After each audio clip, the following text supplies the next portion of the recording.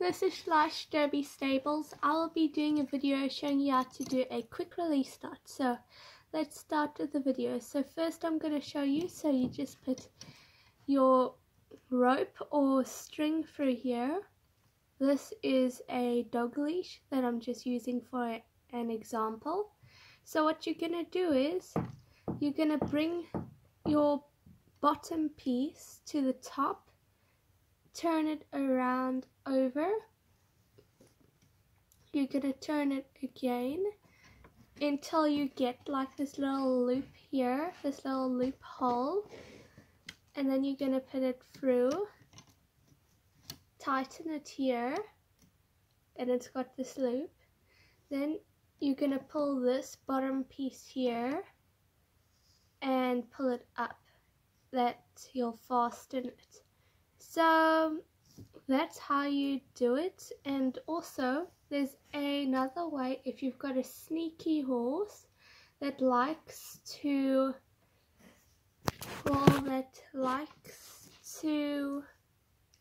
untie the quick release knot, so I'll show you. It's the same thing, but you're going to this time add a few loops. Well, not really loops, but yeah, I'll show you.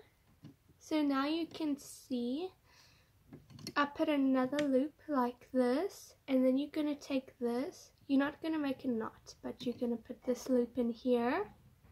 As you can see, it's in there. Then you're going to put this loop in here. And that's how it's going to look. And in a matter of seconds, you can undo it like that. And yeah, it's a very, very good knot for emergencies and stuff. Like if your horse rears up, this will undo quickly.